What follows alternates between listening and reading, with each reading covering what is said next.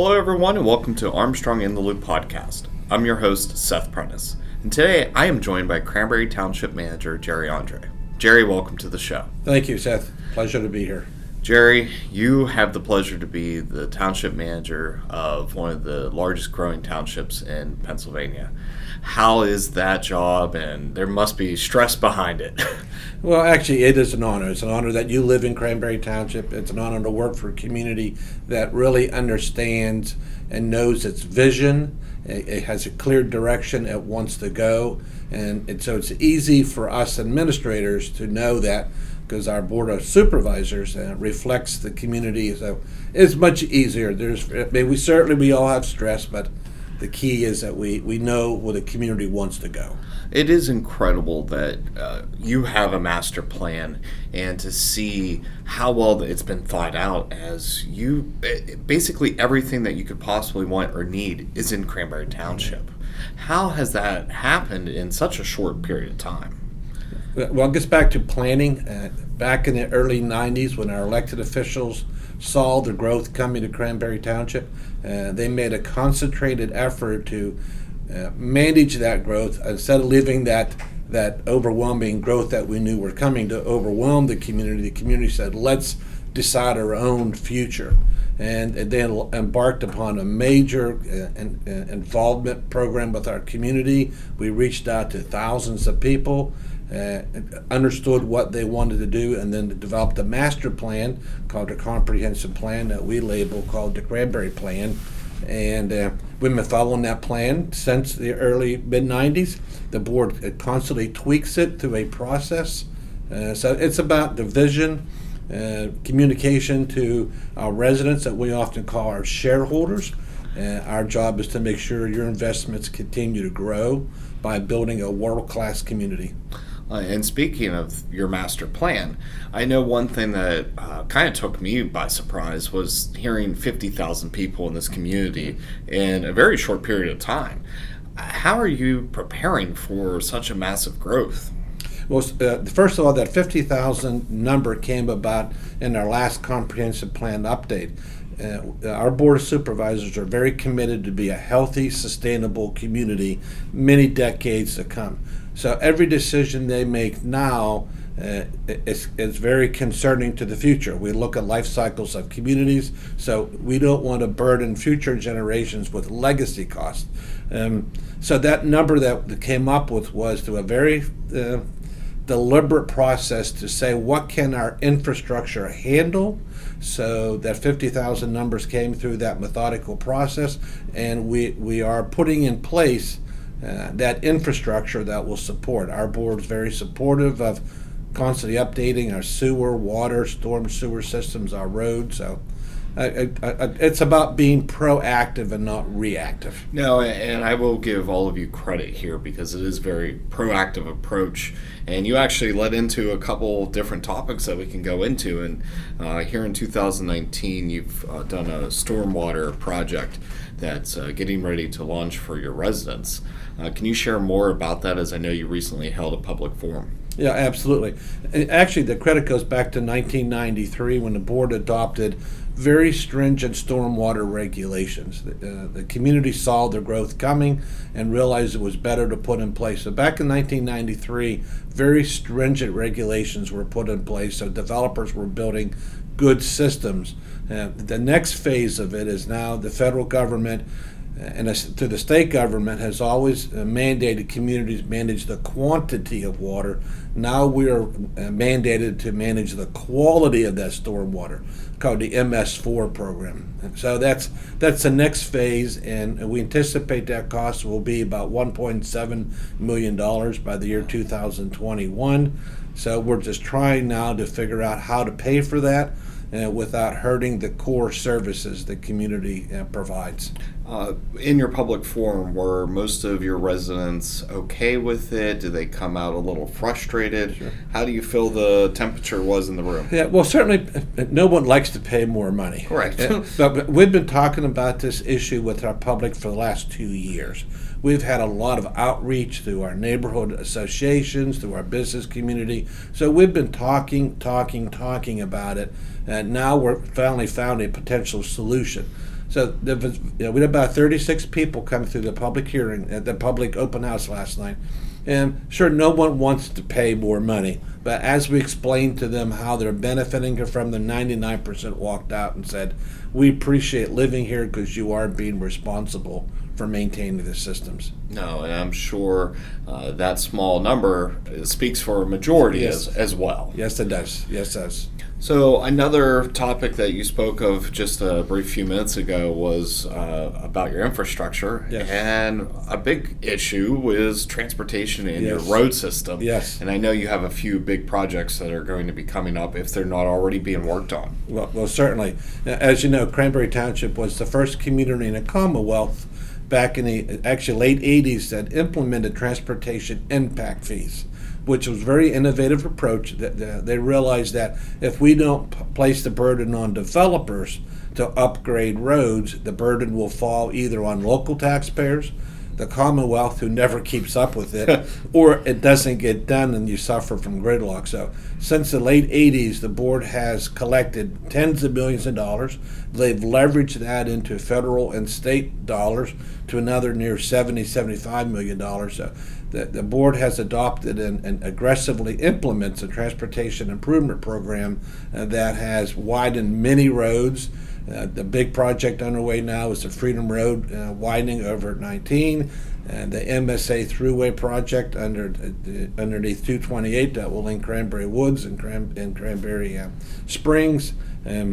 So yeah, we have a very aggressive. The board spends about $2 million a year on transportation improvements and leveraging it with federal and state dollars. Our board's very committed to continuing to aggressively expand and improve our roadways. I almost feel like you have to with as much traffic that comes through the area. Well, you don't have to. That's what's so refreshing about our approach. You drive all over the Commonwealth and you don't see that type of investments. Just drive east on 228 and you notice that section of roadway is not widened. Right. And now we're fighting with the Commonwealth to get funding. Our board had the foresight that when that development came in, said, wait a minute, developers, you will widen 228. That's why 228's widened all the way from 19 to our eastern border. Makes sense. I do know that Rochester Road has a widening project underway as well. Yes. And you have a huge development coming across the street here. Yes. I know that's going to be a unique situation Sure. with Meter Farm, being the development is going to be a walking community. Yes. And that's unique for Cranberry, as I don't think any other place has that type of opportunity. Yeah. Well, certainly the Meter is a continuation of what we see. The Park Place development was the original large walkable community, Bellevue Park. And now the Meter is certainly the newest, and it has received a lot of excitement. They are investing very heavily. The next phase is including additional widening of Rochester Road that will take place next year, as well as a new intersection with a meter plan and with the municipal center that will make that very pedestrian friendly to connect the meter plan with the municipal center in St. Ferdinand's.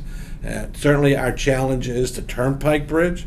It all funnels down, but we meet with the Turnpike Commission at least twice a year to plead our case. We got their commitment that as soon as they're out of financial stress, they will put our project on the radar. But we're just captured by the Turnpike Commission, who owns that underpass. Now, that's interesting, as I didn't realize that part of it, but I do know residents are going to be moving in under a month, which is crazy. Absolutely. Yeah.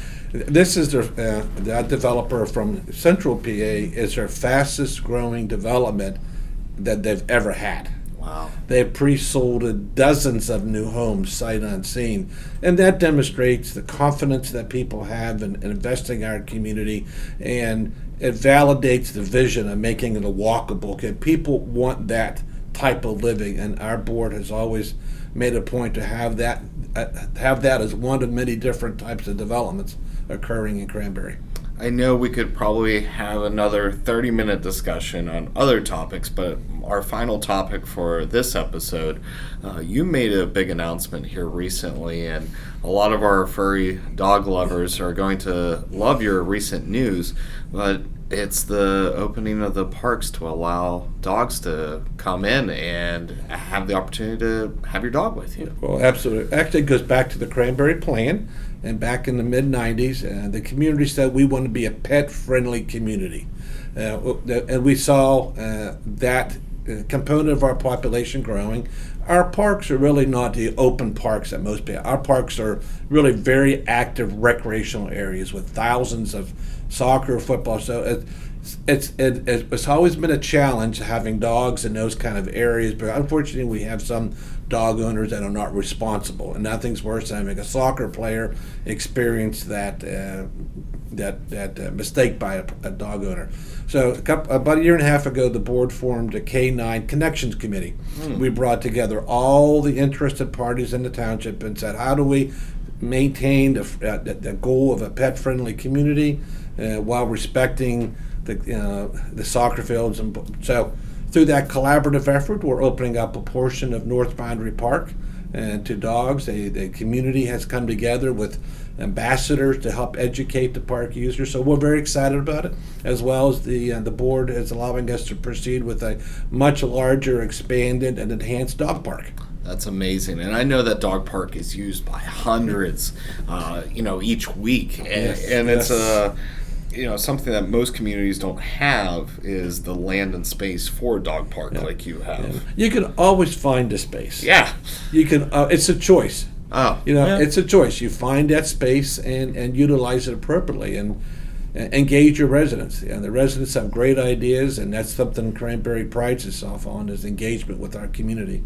No, and I think you've done a great job in every department of engaging the community. I see the library project downstairs has been something that is going to be an amazing enhancement to the community of having a makerspace, and you engaged the community on that just a couple months ago to talk about the upcoming project that was upon you. But you also listen in other areas as well. As I know, the traffic control system, people have issues where they believe that the light isn't turning or it's not lasting as long as it should. Right. Just call in. Yes. You actually take time to listen to your residents, no matter if the complaint is factual or not, and I feel like you don't see that in every community.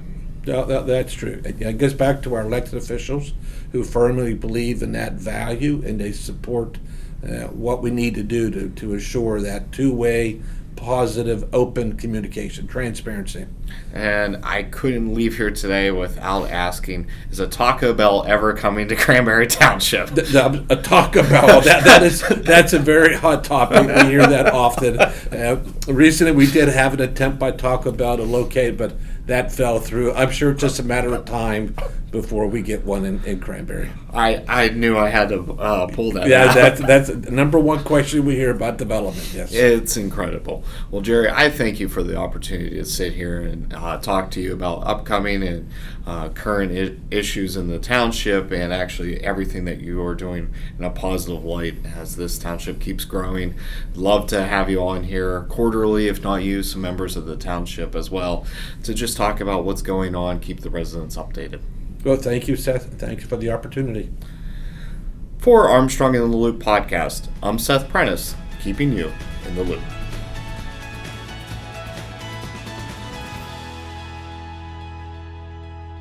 Are you enjoying Armstrong in the Loop podcast? Great news! All past and current episodes are available on popular streaming apps and websites. Search Armstrong in the Loop podcast and subscribe today.